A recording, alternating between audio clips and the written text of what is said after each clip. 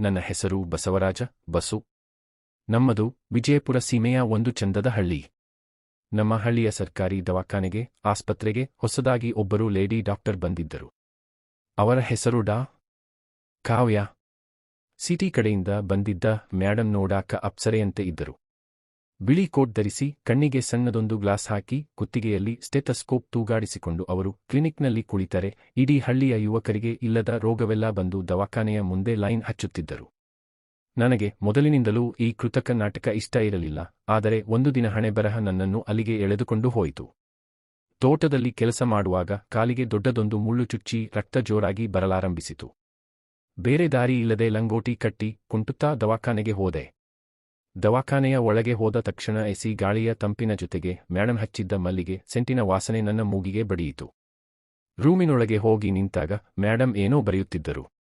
ಏನಪ್ಪ, ಏನಾಯ್ತು ಎಂದು ಮ್ಯಾಡಮ್ ತಮ್ಮ ಮಧುರವಾದ ಧ್ವನಿಯಲ್ಲಿ ತಲೆ ಎತ್ತಿ ನನ್ನನ್ನು ನೋಡಿದರು.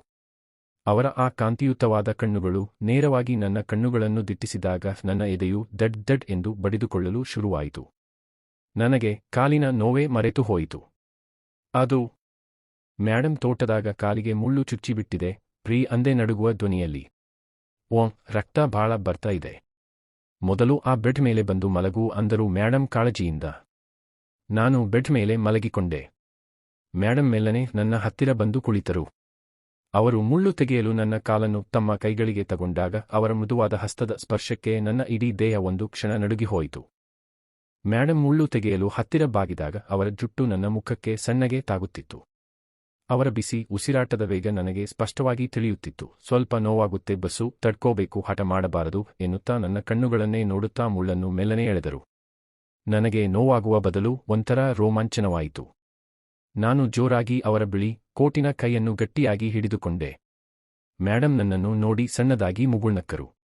ಮುಳ್ಳು ತೆಗೆದಾಯ್ತು ಬಿಡು, ಇಷ್ಟೊಂದು ಗಟ್ಟಿಯಾಗಿ ಹಿಡಿದುಕೊಂಡರೆ ಹೇಗೆ ಅಂದರು ನಾಚಿಕೆಯಿಂದ. ಆ ಮುಚ್ಚಿದ ಕ್ಲಿನಿಕ್ ಕೋಣೆಯ ಮಂದ ಬೆಳಕಿನಲ್ಲಿ ಒಬ್ಬ ಹಳ್ಳಿ ಹುಡುಗ ಮತ್ತು ಸಿಟಿ ಡಾಕ್ಟರ್ ನಡುವೆ ಒಂದು ಸುಂದರವಾದ ರಹಸ್ಯ ಪ್ರೇಮದ ಸುದೀರ್ಘ ಪಯಣಕ್ಕೆ ಮುನ್ನುಡಿ ಬರೆಯಲ್ಪಟ್ಟಿತ್ತು.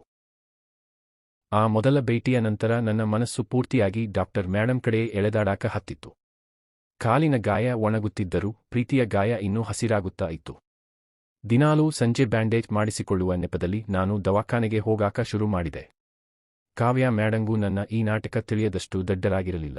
ನಾನು ಒಳಗೆ ಹೋದ ತಕ್ಷಣ ಅವರ ಮುಖದಾಗ ಸಣ್ಣದೊಂದು ನಗು ಮೂಡ್ತಿತ್ತು. ಒಂದು ದಿನ ಸಾಯಂಕಾಲ ಬಾಳ ಜೋರಾಗಿ ಮುಂಗಾರು ಮಳೆ ಮತ್ತು ಗಾಳಿ ಶುರುವಾಯಿತು. ಹಳ್ಳಿಯ ದವಾಖಾನೆಯಲ್ಲಿದ್ದ ಎಲ್ಲಾ ಪೇಷಂಟ್ಗಳು ಮಳೆ ಬರುವ ಮುನ್ನವೇ ಮನೆಗೆ ಓಡಿ ಹೋಗಿದ್ದರು. ಕತ್ತಲಾಗುತ್ತಾ ಬಂದರೂ ನಾನು ಮಾತ್ರ ಕ್ಲಿನಿಕ್ನಲ್ಲೇ ಕುಳಿತಿದ್ದೆ. ಏನ ಬಸ್ಸು, ಇವತ್ತು ಇಷ್ಟೊಂದು ತಡವಾಗಿ ಬಂದಿದ್ದೀ? ಮಳೆ ನೋಡು ಹೆಂಗೆ ಬರಲಾಕತ್ತದ ಅಂದರು ಕಾವ್ಯ ಮ್ಯಾಡಮ್ ತಮ್ಮ ಸ್ಟೆಥಸ್ಕೋಪ್ ಪಕ್ಕಕ್ಕಿಡುತ್ತಾ. ಅಷ್ಟರಲ್ಲೇ ಜೋರಾಗಿ ಗುಡುಗು ಬಂದು ಇಡೀ ಹಳ್ಳಿಯ ಕರೆಂಟ್ ತಟ್ಟನೆ ಹೋಯಿತು. ಇಡೀ ಕ್ಲಿನಿಕ್ ಕತ್ತಲಲ್ಲಿ ಮುಳುಗಿತು.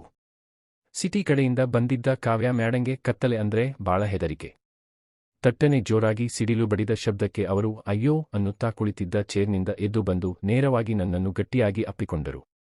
ಅವರ ಬಿಳಿ ಕೋಟಿನ ಮರೆಯಲ್ಲಿದ್ದ ಆ ಸುಂದರ ರೂಪ ನನ್ನ ಎದೆಗೆ ತಗುಲಿದಾಗ ನನ್ನ ಮೈಯಾಗ ಮಿಂಚು ಹರಿದಂತಾಯಿತು. ಅವರ ಮಲ್ಲಿಗೆ ಸೆಂಟಿನ ವಾಸನೆ ಮತ್ತು ಕಾವೇರಿದ ಬಿಸಿ ಉಸಿರಾಟ ನನ್ನ ಕುತ್ತಿಗೆಗೆ ತಾಗುತ್ತಿತ್ತು. ಬಸು, ನನಗ ಬಾಳ ಹೆದರಿಕೆ ಆಗ್ತಾ ಇದೆ, ಪ್ಲೀಸ್ ನನ್ನ ಬಿಡಬೇಡ ಅಂದರು ನಡುಗುವ ಧ್ವನಿಯಲ್ಲಿ. ಹೆದರಬೇಡ್ರಿ ಮ್ಯಾಡಮ್, ನಾನು ಇದ್ದೀನಿ ನಿಮ್ಮ ಜೊತೆ ಎನ್ನುತ್ತಾ ನಾನು ನನ್ನ ಬಿಸಿ ಹಸ್ತಗಳಿಂದ ಅವರ ನುಣುಪಾದ ಸೊಂಟವನ್ನು ಮೆಲ್ಲನೆ ಸವರಿ ನನ್ನ ಕಡೆಗೆ ಇನ್ನೂ ಗಟ್ಟಿಯಾಗಿ ಎಳೆದುಕೊಂಡೆ. ಮ್ಯಾಡಮ್ ನನ್ನಿಂದ ದೂರ ಹೋಗಲು ಯತ್ನಿಸಲಿಲ್ಲ, ಬದಲಿಗೆ ನನ್ನ ಶರ್ಟನ್ನು ಇನ್ನೂ ಗಟ್ಟಿಯಾಗಿ ಹಿಡಿದುಕೊಂಡರು. ಕತ್ತಲೆಯ ಆ ಮಂದ ಬೆಳಕಿನಲ್ಲಿ ನಾನು ಮೆಲ್ಲನೆ ಅವರ ಮುಖವನ್ನು ನನ್ನ ಕೈಗಳಿಗೆ ತಗೊಂಡು ಅವರ ಕೆಂಪಾದ ತುಟಿಗಳ ಮೇಲೆ ನನ್ನ ತುಟಿಗಳನ್ನಿಟ್ಟೆ. ಕಾವ್ಯ ಮ್ಯಾಡಮ್ ಒಮ್ಮೆಲೆ ರೋಮಾಂಚನದಿಂದ ಕಣ್ಣುಗಳನ್ನು ಮುಚ್ಚಿಕೊಂಡರು. ನಾನು ಅವರ ಬಿಳಿ ಕೋಟಿನ ಮುದ್ರೆಗಳನ್ನು ಸಡಿಲಗೊಳಿಸಿದಾಗ ಆ ತಂಪಾದ ರಾತ್ರಿಯಲ್ಲಿ ಇಬ್ಬರ ಹರೆಯದ ಹಠ ಮತ್ತು ಮಧುರವಾದ ಪ್ರೇಮದ ಕಾದಾಟ ಶುರುವಾಯಿತು. ಬೆವರಿನ ಹನಿಗಳು ಇಬ್ಬರ ದೇಹದ ಮೇಲೂ ಜಾರುತ್ತಿದ್ದವು. ಆ ಮುಚ್ಚಿದ ಕ್ಲಿನಿಕ್ ಬಾಗಿಲಿನ ಹಿಂದೆ ಡಾಕ್ಟರ್ ಮ್ಯಾಡಮ್ ನನಗೆ ಜನ್ಮದಲ್ಲಿ ಮರೆಯಲಾಗದ ಅತ್ಯಂತ ಸುಂದರವಾದ ಚಿಕಿತ್ಸೆಯನ್ನು ನೀಡುತ್ತಿದ್ದರು. ಇಬ್ಬರೂ ಒಬ್ಬರನ್ನೊಬ್ಬರು ಆವರಿಸಿಕೊಂಡು ಆ ಪ್ರೀತಿಯ ಸುದೀರ್ಘ ಸಾಗರದಲ್ಲಿ ಮುಳುಗಿ ತೇಲುತ್ತಿದ್ದೆವು. ಯಾಕಂದರೆ ಅವಳು ಸಿಟಿ ಕಡೆಯಿಂದ ಬಂದ ದೊಡ್ಡ ಡಾಕ್ಟರ್, ನಾನು ಹಳ್ಳಿಯ ಸಾದಾ ಹುಡುಗ. ಈ ರಹಸ್ಯ ಪ್ರೀತಿ ಎಷ್ಟು ದಿನ ಮುಚ್ಚಿಡಲು ಸಾಧ್ಯ ಎಂಬ ಆತುರ ಇಬ್ಬರಲ್ಲೂ ಇತ್ತು. ಮರುದಿನ ಸಾಯಂಕಾಲ ದವಾಖಾನೆಯ ಕೆಲಸ ಮುಗಿದ ಮೇಲೆ ಕಾವ್ಯ ಮ್ಯಾಡಮ್ ನನ್ನನ್ನು ತಮ್ಮ ಕ್ವಾರ್ಟರ್ಸ್ ಮನೆ ಕಡೆಗೆ ಬರುವಂತೆ ಮೆಲ್ಲನೆ ಸನ್ನೆ ಮಾಡಿದರು. ನಾನು ಯಾರಿಗೂ ತಿಳಿಯದಂತೆ ಹಿತ್ತಲ ಬಾಗಿಲಿನಿಂದ ಒಳಗೆ ಹೋದೆ. ರೂಮಿನಲ್ಲಿ ಮಂದ ಬೆಳಕಿತ್ತು. ಮೇಡಮ್ ಅಂದು ಬಿಳಿ ಕೋಟ್ ಬಿಟ್ಟು ಕಡು ಕೆಂಪು ಬಣ್ಣದ ಜಾರ್ಜೆಟ್ ಸೀರೆ ಉಟ್ಟಿದ್ದರು. ಹರಡಿದ ಜುಟ್ಟು ಮತ್ತು ಜಾರುತ್ತಿದ್ದ ಸೀರೆಯ ಸೆರಗು ಅವಳ ಯೌವನವನ್ನು ಇನ್ನಷ್ಟು ಕಾವೇರಿಸುವಂತೆ ಮಾಡಿದ್ದವು. ಬಸು, ಬಾ, ನಿನ್ನದೇ ದಾರಿ ನೋಡ್ತಾ ಇದ್ದೆ ಅಂದಳು ಸಣ್ಣದಾಗಿ ಮುಗುಳ್ನಗುತ್ತಾ. ನಾನು ಮೆಲ್ಲನೆ ಅವಳ ಹತ್ತಿರ ಹೋಗಿ ಕುಳಿತೆ.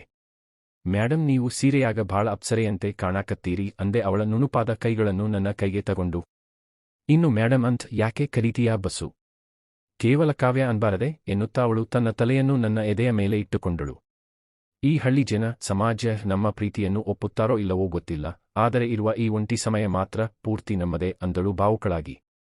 ಯಾರಿಗೂ ಹೆದರಬೇಡ ಕಾವ್ಯ, ನಿನ್ನನ್ನು ನಾನು ಜೀವಕ್ಕಿಂತ ಹೆಚ್ಚಾಗಿ ಪ್ರೀತಿಸುತ್ತೇನೆ ಎನ್ನುತ್ತಾ ನಾನು ಅವಳ ಗಲ್ಲವನ್ನು ಮೆಲ್ಲನೆ ಮೇಲೆತ್ತಿ ಅವಳ ಕೆಂಪಾದ ತುಟಿಗಳ ಮೇಲೆ ನನ್ನ ತುಟಿಗಳನ್ನಿಟ್ಟೆ. ರೂಮಿನ ಹಳೆಯ ಮರದ ಬಾಗಿಲು ಮುಚ್ಚಿಕೊಳ್ಳುತ್ತಿದ್ದಂತೆ ಇಡೀ ಜಗತ್ತೇ ನಿಶ್ಶಬ್ದವಾದಂತಾಯಿತು. ಮಂದ ಬೆಳಕಿನಲ್ಲಿ ಅವಳ ಕೆಂಪು ಸೀರೆಯ ಮರೆಯಲ್ಲಿ ಅಡಗಿದ್ದ ಆ ನಿಗೂಢ ಸೌಂದರ್ಯ ನನ್ನ ಕಣ್ಣುಗಳ ಮುಂದೆ ಪೂರ್ತಿಯಾಗಿ ಅನಾವರಣಗೊಳ್ಳುತ್ತಿತ್ತು. ನಾನು ಮೆಲ್ಲನೆ ಅವಳ ಸೀರೆಯ ಮುದ್ರೆಗಳನ್ನು ಸಡಿಲಗೊಳಿಸಿದಾಗ ಅವಳು ರೋಮಾಂಚನದಿಂದ ನನ್ನನ್ನು ಇನ್ನೂ ಗಟ್ಟಿಯಾಗಿ ಅಪ್ಪಿಕೊಂಡಳು. ಅವಳ ಬೆನ್ನಿನ ನುಣುಪಾದ ಚರ್ಮಕ್ಕೆ ನನ್ನ ಬಿಸಿ ಹಸ್ತಗಳು ತಗುಲಿದಾಗ ಕಾವ್ಯಾಳ ಇಡೀ ದೇಹ ಒಂದು ಕ್ಷಣ ನಡುಗಿಹೋಯಿತು. ಅವಳ ಉಸಿರಾಟದ ವೇಗ ಇನ್ನೂ ಹೆಚ್ಚಾಯಿತು. ಆ ತಂಪಾದ ರಾತ್ರಿಯಲ್ಲಿ ಇಬ್ಬರ ಹರೆಯದ ಹಠ ಮತ್ತು ಮಧುರವಾದ ಪ್ರೇಮದ ಕಾದಾಟ ಮತ್ತೆ ಶುರುವಾಯಿತು. ಬೆವರಿನ ಹನಿಗಳು ಇಬ್ಬರ ದೇಹದ ಮೇಲೂ ಜಾರುತ್ತಿದ್ದವು. ಕತ್ತಲೆಯ ಕೋಣೆಯಲ್ಲಿ ಕರಗಿದ ಆ ಕಾವಿನ ರಹಸ್ಯ ಇಬ್ಬರನ್ನೂ ಸಂಪೂರ್ಣವಾಗಿ ಮೈಮರೆಯುವಂತೆ ಮಾಡಿತು. ನಾವು ಒಬ್ಬರನ್ನೊಬ್ಬರು ಆವರಿಸಿಕೊಂಡು ಬೆಳಗಿನ ಜಾವದವರೆಗೂ ಮುಗಿಯದ ಆ ಸುದೀರ್ಘ ಪ್ರೇಮದ ಸಾಗರದಲ್ಲಿ ಮುಳುಗಿ ತೇಲುತ್ತಿದ್ದೆವು. ನಮ್ಮಿಬ್ಬರ ರಹಸ್ಯ ಪ್ರೇಮದ ಪಯಣ ಬಹಳ ಚಂದ ಸಾಗುತ್ತಿತ್ತು. ಆದರೆ ಅಷ್ಟರಲ್ಲೇ ಕಾವ್ಯಾಳಿಗೆ ಸಿಟಿಯ ದೊಡ್ಡ ಆಸ್ಪತ್ರೆಯಿಂದ ಕರೆ ಬಂದಿತ್ತು. ಇನ್ನು ಕೇವಲ 2 ದಿನಗಳಲ್ಲಿ ಅವಳು ಈ ಹಳ್ಳಿಯನ್ನು ಬಿಟ್ಟು ಹೋಗಬೇಕಾಗಿತ್ತು. ಈ ವಿಷಯ ತಿಳಿದ ತಕ್ಷಣ ಇಬ್ಬರ ಮನಸ್ಸಿನಲ್ಲೂ ಒಮ್ಮೆಲೇ ವಿರಹದ ಬೇಗೆ ಶುರುವಾಯಿತು. ಇರುವ ಈ ಕಡೆಯ ರಾತ್ರಿಯನ್ನು ಎಂದಿಗೂ ಮರೆಯಲಾಗದಂತೆ ಕಳೆಯಬೇಕೆಂದು ಇಬ್ಬರೂ ತೀರ್ಮಾನಿಸಿದೆವು. ಅಂದು ಸಂಜೆ ಹಳ್ಳಿಯಲ್ಲಿ ಜೋರಾಗಿ ಮಳೆ ಗಾಳಿ ಶುರುವಾಯಿತು. ಕಾವ್ಯಾಳ ಕ್ವಾರ್ಟರ್ಸ್ನ ಹಿತ್ತಲ ಬಾಗಿಲು ಮುಚ್ಚಲು ಹೋದಾಗ ಜೋರಾಗಿ ಬೀಸಿದ ಗಾಳಿಗೆ ಅವಳ ಸೀರೆಯ ಸೆರಗು ಸಂಪೂರ್ಣವಾಗಿ ಜಾರಿ ಕೆಳಗೆ ಬಿದ್ದಿತು. ಅದೇ ಸಮಯಕ್ಕೆ ನಾನು ಅಲ್ಲಿಗೆ ಬಂದೆ. ಮಂದ ಬೆಳಕಿನಲ್ಲಿ ಅವಳ ಆ ನುಣುಪಾದ ಸೊಂಟ ಮತ್ತು ಕಾವೇರಿದ ಯೌವನ ನನ್ನ ಕಣ್ಣುಗಳ ಮುಂದೆ ಪೂರ್ತಿಯಾಗಿ ಅನಾವರಣಗೊಂಡಿತು. ನನ್ನನ್ನು ನೋಡಿದ ಕಾವ್ಯ ತಟ್ಟನೆ ಸೀರೆ ಸರಿಪಡಿಸಿಕೊಳ್ಳಲು ಯತ್ನಿಸಲಿಲ್ಲ. ಬದಲಿಗೆ ಅವಳ ಕಣ್ಣುಗಳಲ್ಲಿ ಒಂದು ರೀತಿಯ ಹಠ, ನೋವು ಮತ್ತು ತೀವ್ರವಾದ ಹಂಬಲವಿತ್ತು. ನಾನು ಹೆಜ್ಜೆ ಇಟ್ಟು ಅವಳ ಹತ್ತಿರ ಹೋದೆ. ನನ್ನ ಕೈಗಳು ಮೆಲ್ಲನೆ ಅವಳ ಬೆನ್ನಿನ ನುಣುಪಾದ ಚರ್ಮವನ್ನು ಸ್ಪರ್ಶಿಸಿದಾಗ ಕಾವ್ಯಾಳ ಇಡೀ ದೇಹ ಒಂದು ಕ್ಷಣ ನಡುಗಿತು. ಬಸು, ನಾಳೆಯಿಂದ ನಾನು ಇಲ್ಲಿ ಇರಲ್ಲ. ಆಮೇಲೆ ನಾನು ನಿನ್ನನ್ನು ಹೀಗೆ ನೋಡೋಕ್ಕೂ ಆಗಲ್ಲ. ಇವತ್ತು ರಾತ್ರಿ ನನಗೆ ನಿನ್ನ ಪ್ರೀತಿಯ ಆಳವನ್ನು ಪೂರ್ತಿಯಾಗಿ ಉಣಿಸು ಎಂದು ಕಾವ್ಯ ಪಿಸುಗುಟ್ಟಿದಳು. ಅವಳ ಬಿಸಿ ಉಸಿರು ನನ್ನ ಕುತ್ತಿಗೆಗೆ ತಗುಲಿದಾಗ ನನ್ನಲ್ಲಿದ್ದ ಹತೋಟಿ ಸಂಪೂರ್ಣವಾಗಿ ತಪ್ಪಿಹೋಯಿತು. ಮುಚ್ಚಿದ ಬಾಗಿಲಿನ ರಹಸ್ಯ. ನಾನು ಮೆಲ್ಲನೆ ಅವಳನ್ನು ಎತ್ತಿಕೊಂಡು ಹಾಸಿಗೆಯ ಮೇಲೆ ಮಲಗಿಸಿದೆ. ರೂಮಿನ ಬಾಗಿಲು ಮುಚ್ಚಿಕೊಂಡಿತು. ಆ ತಂಪಾದ ರಾತ್ರಿಯ ಕಾವಿನಲ್ಲಿ ನಮ್ಮಿಬ್ಬರ ನಡುವೆ ಯಾವುದೇ ಅಂತರವಿರಲಿಲ್ಲ. ಬೆವರಿನ ಹನಿಗಳು ಇಬ್ಬರ ದೇಹದ ಮೇಲೂ ಜಾರುತ್ತಿದ್ದವು. ಕಾವ್ಯ ಆನಂದದ ಅತಿರೇಕದಿಂದ ನನ್ನ ಬೆನ್ನನ್ನು ತನ್ನ ನುಣುಪಾದ ಬೆರಳುಗಳಿಂದ ಗಟ್ಟಿಯಾಗಿ ಪರಚುತ್ತಿದ್ದಳು. ಕತ್ತಲೆಯ ಕೋಣೆಯಲ್ಲಿ ಕರಗಿದ ಆ ಕಾವಿನ ರಹಸ್ಯ ಇಬ್ಬರನ್ನೂ ಸಂಪೂರ್ಣವಾಗಿ ಮೈಮರೆಯುವಂತೆ ಮಾಡಿತು. ನಾವು ಒಬ್ಬರನ್ನೊಬ್ಬರು ಆವರಿಸಿಕೊಂಡು ಪ್ರೀತಿಯ ಆಳವಾದ ಸಾಗರದಲ್ಲಿ ಮುಳುಗಿ ತೇಲುತ್ತಿದ್ದೆವು. ಈ ಮಧುರ ಕಾದಾಟ ರಾತ್ರಿಯಿಡೀ ಮುಂದುವರಿಯಿತು. ಆ ಸುದೀರ್ಘ ಹಾಗೂ ರೋಮಾಂಚನಕಾರಿ ರಾತ್ರಿಯ ನಂತರ ಮುಂಜಾನೆ ಹಕ್ಕಿಗಳ ಚಿಲಿಪಿಲಿ ಸದ್ದಿಗೆ ಇಬ್ಬರಿಗೂ ಎಚ್ಚರವಾಯಿತು. ಕಾವ್ಯ ನನ್ನ ಎದೆಯ ಮೇಲೆ ತಲೆಯಿಟ್ಟು ಹಾಯಾಗಿ ಮಲಗಿದ್ದಳು. ಅವಳ ಕಣ್ಣುಗಳಲ್ಲಿದ್ದ ಆ ನೋವು ಮತ್ತು ಒಲವಿನ ಮಿಶ್ರಣ ನನ್ನನ್ನು ಭಾವುಕನನ್ನಾಗಿ ಮಾಡಿತು. ಅವಳು ಸಿಟಿಗೆ ಮರಳಿ ಹೋಗುವ ಸಮಯ ಹತ್ತಿರವಾಗುತ್ತಿತ್ತು. ಕಾವ್ಯ ಮೆಲ್ಲನೆ ಕಣ್ಣು ತೆರೆದು ನನ್ನನ್ನು ನೋಡಿ ಕಣ್ಣೀರು ಹಾಕುತ್ತಾ ಅಪ್ಪಿಕೊಂಡಳು. ಬಸು, ಈ ಹಳ್ಳಿ, ಇಲ್ಲಿನ ಜನ, ಮತ್ತೆ ಮುಖ್ಯವಾಗಿ ನಿನ್ನನ್ನು ಬಿಟ್ಟು ನನಗೆ ಸಿಟಿಗೆ ಹೋಗಾಕ ಮನಸ್ಸಿಲ್ಲ ಪ್ರೀ ಅಂದಳು. ನಾನು ಅವಳ ಕಣ್ಣೀರು ಒರೆಸಿ, ಕಾವ್ಯ, ನೀನು ದೊಡ್ಡ ಡಾಕ್ಟರ್. ನಿನ್ನ ಕರ್ತವ್ಯ ಮುಖ್ಯ. ಆದರೆ ನಮ್ಮ ಈ ಪ್ರೀತಿ ಸಣ್ಣದಲ್ಲ. ನಿನ್ನನ್ನು ನಾನು ಸದಾ ನನ್ನವಳನ್ನಾಗಿ ಮಾಡಿಕೊಳ್ಳಲು ಸಿದ್ಧನಿದ್ದೇನೆ ಅಂದೆ ಧೈರ್ಯ ತುಂಬುತ್ತಾ. ನನ್ನ ಮಾತಿನಲ್ಲಿದ್ದ ಪ್ರಾಮಾಣಿಕತೆ ನೋಡಿ ಕಾವ್ಯ ಒಂದು ದೊಡ್ಡ ನಿರ್ಧಾರ ಮಾಡಿದಳು. ಅವಳು ಸಿಟಿಯ ಆಸ್ಪತ್ರೆಯ ಆಫರ್ ಅನ್ನು ನಿರಾಕರಿಸಿ ಇದೇ ಹಳ್ಳಿಯ ಸರ್ಕಾರಿ ಆಸ್ಪತ್ರೆಯಲ್ಲೇ ಖಾಯಂ ಆಗಿ ಉಳಿಯಲು ಮೇಲಾಧಿಕಾರಿಗಳಿಗೆ ಪತ್ರ ಬರೆದಳು. ನಾವು ನಮ್ಮ ಪ್ರೀತಿಯನ್ನು ಹೆಚ್ಚು ದಿನ ಮುಚ್ಚಿಡಲು ಬಯಸಲಿಲ್ಲ. ನನ್ನ ಮನೆಯವರಿಗೂ ಮತ್ತು ಹಳ್ಳಿಯ ಹಿರಿಯರಿಗೂ ಕಾವ್ಯ ಮೇಡಮ್ ನಮ್ಮ ಹಳ್ಳಿಗಾಗಿ ಮಾಡಿದ ತ್ಯಾಗ ಮತ್ತು ನಮ್ಮಿಬ್ಬರ ಒಡನಾಟದ ವಿಷಯ ತಿಳಿಯಿತು. ಸಿಟಿ ಡಾಕ್ಟರೊಬ್ಬರು ಹಳ್ಳಿ ಹುಡುಗನನ್ನು ಇಷ್ಟಪಟ್ಟಿರುವುದು ನೋಡಿ ಇಡೀ ಊರೇ ಹೆಮ್ಮೆಪಟ್ಟಿತು. ನನ್ನ ತಂದೆ ತಾಯಿ ಮತ್ತು ಊರಿನ ಹಿರಿಯರು ಮುಂಚೂಣಿಯಲ್ಲಿ ನಿಂತು ಕಾವ್ಯಾಳ ಪೋಷಕರನ್ನು ಹಳ್ಳಿಗೆ ಕರೆಸಿದರು. ನಮ್ಮಿಬ್ಬರ ನಿಶ್ಚಲವಾದ ಪ್ರೀತಿಯನ್ನು ಕಂಡು 2 ಕಡೆಯ ಕುಟುಂಬದವರು ಬಹಳ ಖುಷಿಯಿಂದ ಮದುವೆಗೆ ಒಪ್ಪಿಗೆ ನೀಡಿದರು. ಮುಂದಿನ 1 ತಿಂಗಳಲ್ಲಿ ಇಡೀ ಹಳ್ಳಿಯೇ ಹಬ್ಬದಂತೆ ಸಂಭ್ರಮಿಸುವ ಸಮ್ಮುಖದಲ್ಲಿ ನಮ್ಮ ಮದುವೆ ಅದ್ದೂರಿಯಾಗಿ ನೆರವೇರಿತು. ಮದುವೆಯ ನಂತರ ಕಾವ್ಯ ಕೇವಲ ಹಳ್ಳಿಯ ಡಾಕ್ಟರ್ ಆಗಿ ಉಳಿಯಲಿಲ್ಲ, ಅವಳು ನನ್ನ ಅರ್ಧಾಂಗಿನಿಯಾಗಿ ನನ್ನ ಜೀವನದ ಪ್ರತಿ ಹೆಜ್ಜೆಯಲ್ಲೂ ಜೊತೆಯಾದಳು. ನಾನು ಅವಳ ಕ್ಲಿನಿಕ್ ಕೆಲಸಗಳಿಗೆ ಆಸರೆಯಾಗಿ ನಿಂತೆ. ಈಗ ಮುಚ್ಚಿದ ಬಾಗಿಲಿನ ಹಿಂದೆ ನಾವಿಬ್ಬರೂ ಇರುವಾಗ ಯಾವುದೇ ಹೆದರಿಕೆ ಅಥವಾ ಸಂಕೋಚವಿರಲಿಲ್ಲ. ರಾತ್ರಿ ಜೋರಾಗಿ ಮಳೆ ಬರುತ್ತಿದ್ದಾಗ ಕಾವ್ಯ ನನ್ನನ್ನು ಇನ್ನೂ ಹತ್ತಿರಕ್ಕೆ ಎಳೆದುಕೊಂಡು, ಬಸ್ಸು ಅಂದು, ಕತ್ತಲಲ್ಲಿ ದವಾಖಾನೆಯಾಗ ಶುರುವಾದ ಈ ಚಿಕಿತ್ಸೆ ಈಗ ನಮ್ಮ ಜೀವನದ ಬೆಳಕಾಗಿದೆ ಎಂದು ಪಿಸುಗುಟ್ಟಿದಳು. ನಾನು ಅವಳ ಹಣೆಗೆ ಮುತ್ತಿಕ್ಕುತ್ತಾ ಅವಳನ್ನು ನನ್ನ ಬಾಹುವಿನಲ್ಲಿ ಬಂಧಿಸಿದೆ. ಡಾಕ್ಟರ್ ಮ್ಯಾಡನ್ ಜೊತೆಗಿನ ಆ ರಹಸ್ಯ ಪ್ರೇಮದ ಪಯಣ ಈಗ ಶಾಶ್ವತ ಮತ್ತು ಅತ್ಯಂತ ಮಧುರವಾದ ಸಂಸಾರವಾಗಿ ಬದಲಾಗಿತ್ತು. ಕಥೆ ಸಂಪೂರ್ಣವಾಗಿ ಮುಕ್ತಾಯವಾಯಿತು. ಧನ್ಯವಾದಗಳು. ಈ ಕಥೆ ನಿಮಗೆ ಇಷ್ಟವಾದರೆ ಲೈಕ್ ಮಾಡಿ ಮತ್ತು ಚಾನೆಲ್ಗೆ ಸಬ್ಸ್ಕ್ರೈಬ್ ಮಾಡೋದನ್ನು ಮರೆಯಬೇಡಿ. ಮುಂದಿನ ಭಾಗದ ನೋಟಿಫಿಕೇಷನ್ಗಾಗಿ ಬೆಲ್ ಐಕಾನ್ ಅನ್ನು ಖಂಡಿತ ಒತ್ತಿ. ಜೈ ಕರ್ನಾಟಕ.